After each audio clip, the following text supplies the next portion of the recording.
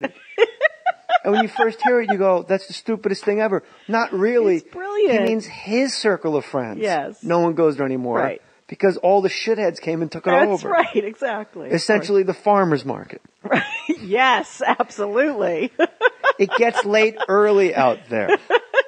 To me, it's the same. I forget what ballpark it was. They weren't at Yankee Stadium. They played in an interim place that they rebuilt Yankee Stadium, I believe. And when the sun went down, the shadows came. Yeah. And he just said earlier in the day, it was only in left field where they moved them to make room for Elston Howard, first black Yankee. They made room for him by moving Yogi once in a while to left field, and he would like just drop balls. And he goes, "It gets late early out there." But to me, that makes as much sense as a snowstorm falls into the ocean. What's silence? Like that's my favorite one of all. That's nice.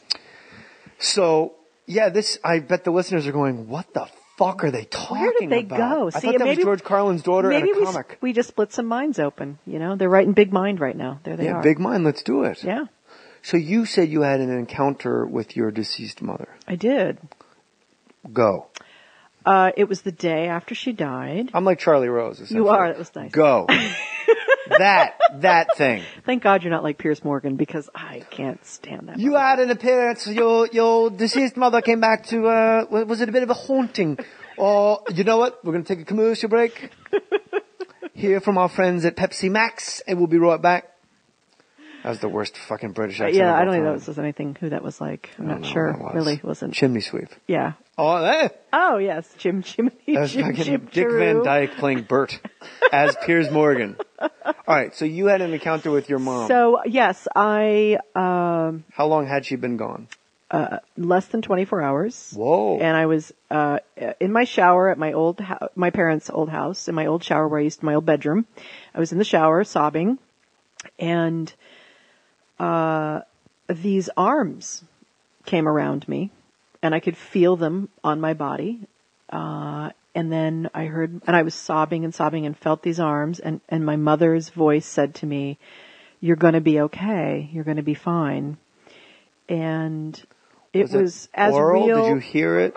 But felt her arms. Did you feel the words, or did you actually hear her voice? I heard her speak her voice. I heard A-U, an oral sensation. Yes, okay. Exactly. And I felt the pressure of her arms around me, giving me a hug.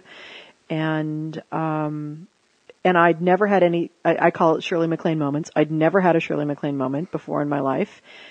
And even though I was distraught and felt insane on some level and was just in that surreal place when you encounter death, I knew, okay, that I was. I mean, I always felt like they literally, like when my mother died, that they were going to have to take me to UCLA, put the straitjacket on me, sure, and give me some medication for about 6 weeks. I felt I was going to completely decompensate and go away. And you were on your way to. And I didn't know. Instead, that it she seems came like to in the shower, you were on your way. I was beside myself, and then she came, and it was like no doubt in your mind. My mother, no doubt in my mind. This isn't like this. No, because what happened next? You're telling me as much as like you just knocked on the that table. Fucking table. I and swear, for the atheists out there, people that and all the skeptics, all you're I going, can say is, bro, this was my experience. My mom fucking held me. I don't know what to tell you. And I say, I talk when I tell the story in my show. I say, look, I don't know if it was my mind. I don't know, but I do know that I felt her presence, and not only that. My mother had this incredible strength of being in her, and a powerful woman, and I felt her strength pour into my body, like strength I had never had in my life before. And I get like why people feel that like Jesus has entered their heart or something like that. Like I get like people have different explanations for these kinds of things. And if I'd been maybe more of a Christian kind of a person, I would have said Jesus came to me, it might have been an encounter with Jesus at that moment. I don't know, and I might have converted or something, but it was my mother, and I got this strength. And from that moment on, even though emotionally I was devastated and had a lot of grief and mourning to work through, I had a strength in me that I knew was going to sustain me and point me in the direction that my life needed to go for the rest of my life. Like I knew I could tap into that. Being filled up. I did, yeah. Do you feel you must feel a responsibility to keep that strength and maintain that strength? Because I would guess that strength leaving like oil leaking from the SS Arizona to you is your mother actually leaving your insides. Yeah. Yes. And though I relate that strength more to... Don't ever be afraid to tell me I'm full of shit. Not her so much as, her, like me, accepting my own power and my own strength. Her tapping in. Yeah, her saying, this is all in you. Yeah, and so, and you know how like it is, I mean, I think this is an important thing that we all do as humans, is we see people that we idolize, and we see their power or their strength or their humor or whatever it is, and that really is just us projecting onto them these parts of ourselves that we don't own for ourselves. So we project them out. I mean, this is very Jungian stuff, and I'm a Jungian psychologist, so I know this is what I think about all day. Unless it's Rufus Wainwright, then he's got all that power. Yes, that is true. But Lennon McCartney, Rufus Wainwright. And I think that this is what we do. We project our evil onto other people, and we project our greatest gifts that we can't receive for ourselves onto other people. And I think my mother's strength was one of those things that I always saw in her, but I kind of maybe hid my own around her for whatever reason. Those are the deals we make with our parents. And so I think you hid your own strength around your mom? Yeah, absolutely, 100%.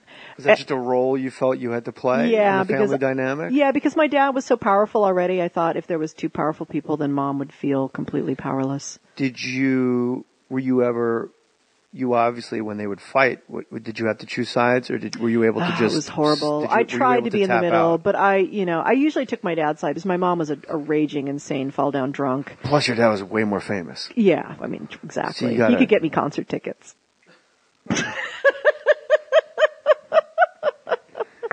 Was the death of your mom harder than the death of your dad? Yes. It seems like it was. Absolutely. When I talked to you. 100%. Yeah. Was that because your dad had like a heart put together with like paper mache and scotch tape for like 40 years? Yeah. It's when I read the book, Yeah. Last Words, I couldn't believe he was walking around. Like, meanwhile, Dick Cheney has a fucking baboon heart. Yeah. And he's in the Olympics now. Yeah, I know, exactly. He's wrestling heavyweight in the Olympics with a baboon, a Jarvik, not even a Jarvik or a baboon. He's got a baboon Jarvik heart. Yeah. The one they made for baboons. Yeah. Privilege and money doesn't get you anything in this healthcare system. Yes, absolutely. No, and I think you just have a different relationship with each parent. I'm a woman. She was my mother. She was my emotional grounding. And my dad, it was different. Some part of me with my dad was, waiting for and interested what it would be like when the shadow goes away. What happens when the man goes away? What is my life like then? Whereas my mom, I had no encounter with death yet. I think it was easier to deal with my dad because I'd already gone through one parent's death and really learned from it and done a lot of work around it and was really prepared for my dad in some ways, really knew how to walk through it. How long after your mom's death did your dad get together with, I guess, your stepmom, Sally Wade? They weren't married, but they were not married. No, they weren't married. I apologize. But you were very quick. I know because a lot of the press made them married, and they never got married. You know what? I read the book Yeah. that she put out, Right. and the love letters back and forth. Right. Did you feel? Let me go back to the original question. Mm-hmm. How was your relationship with your dad's girlfriend how long after your mom died did your dad meet and start dating Sally Wade? My dad had encountered her and said to her, "I'm mourning the death of my wife, and I've given myself a year to do that, and I'll call you when I'm done with that." And he did. I think it was, 12 months in one day. What? So OCD to the end. Of course. Are you kidding? His act is timed out perfectly. Yes. As is his life. As his mourning is too. Okay, 365 days, we are done. And they got together. They started dating right after that, right after the first year. And where did she come from? How did your dad know They met her? at Dutton's bookstore in Brentwood. While your dad was in the middle of mourning. I think it was like about 9 months into mourning my mom, yeah. And did you get along with her? Yeah, absolutely. Oh, okay, good. 100%, yeah. Because I didn't want this to go in like a weird place where I got to take shit out. No, but it was weird too. It was really hard for me because... To read your father's love letters... I couldn't do it. I can't read that book. There's no way. Well, we actually are going to read some too... No. That's my morning zoo gag. Hey, it's the Z Morning Zoo. We're actually going to read love letters from your dad to his hot girlfriend, Sally Wade. It's Whip 'em Out Wednesday. It's, it's like reading. Titty Tuesday. It's like watching your parents have sex or something. I can't read those love letters. It's more intimate. It's too awkward. Yeah. It's intimate. Watching your parents have sex is not intimate. It's not intimate. It's like gorillas fighting. The love letters are very intimate. Yeah. And I stopped. Well, I'll just tell you the truth. I stopped reading the book because I felt. This is me talking, not you, obviously. I felt this isn't for me to be reading this. This is what your dad wrote, and their pet names and stuff. And I thought, and then I thought, well, if it's got the blessing of the family, I haven't like you and I had spoken right around then, and I didn't get any vibes that like the family didn't want this to come out. Like he actually found love. Absolutely, 100%. And you can't deny that. You can't get in the way of that. Right. Especially, my dad was so depressed after my mom died, and they had a lot of baggage in their marriage, and they were great companions at the end, but that freedom that my dad had with Sally, that youthful, my dad turned into like a 14-year-old boy with Sally. And for a man who was 60, 61, and with a bad heart, and I saw that, and I saw the joy he was getting from that, even though I had my own issues to deal with about my enmeshment with my quote unquote family triangle and this other woman. It was very hard for me. It put me back into therapy for a few years, but it was work I needed to do on myself. But for my dad, I was always thrilled and happy for him. And also a little like, I finally felt like a teenager around my dad. I would literally roll my eyes because he would be texting her every 5 minutes or whatever. And I'm like, geez, get a fucking room, you two. It's hard to picture George Carlin texting. He was. He was every once in a while, in the middle of the night, you'll tweet a random weird fact that it seems like it just popped into your head that all your followers on Twitter will think it's funny, at Kelly_Carlin. I was in Manhattan, and I remember you just going, here's a weird fact. My dad absolutely loved watching Nancy Grace. Yes. Think about that for a second. Yes. And I'm sitting, I was actually sitting on the toilet going, what?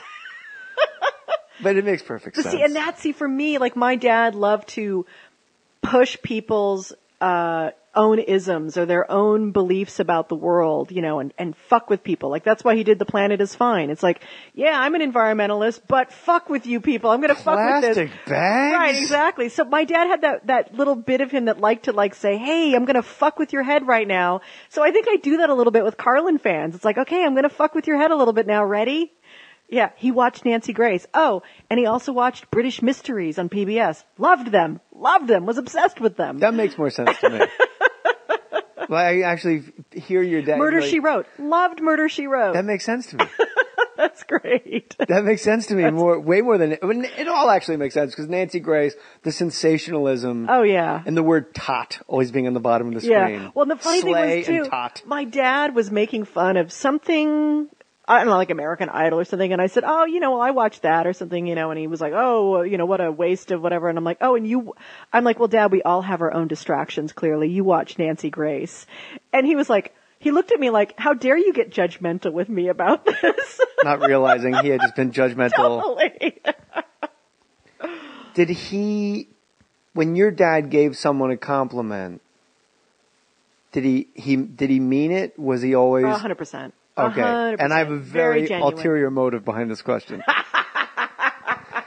You building something here? My wife, 2 days before we were married, was at Louise's in Santa Monica. Louise's Trattoria. Sure. Your dad was sitting at the bar, eating, not drinking. And he had, she said, well over 35 to 40 cocktail napkins of pieces of bits. And it seemed like he was time coding and getting things in order. And everyone pretty much left him alone. Her, knowing I'm a Carlin head, walked up to him and said, I'm getting married. My fiance is a huge fan of yours. He's a comic. And he said, he stopped what he was doing. He goes, he was very gruff, but he gave her all the time. He goes, what's his name? And I'm not doing an impression of your dad because I don't know what he sounded like. I'm doing an impression of my wife, doing an impression of your dad. Right. What's his name? She goes, Jay Mohr. And he really thought, and then he looked back and went, he's funny. Okay. And he wrote, Dear Jay, congratulations. Don't fuck this up. Oh, that's fabulous. We lost it. Ah. My one possession I wish I had. More than my 1956 autographed Yankee baseball. Wow. By everyone on the team.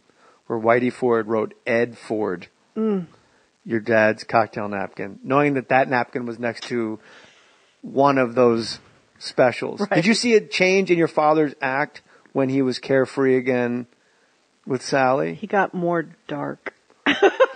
Really? I think so, a little bit. What special was it around when he was like a teenager in love again?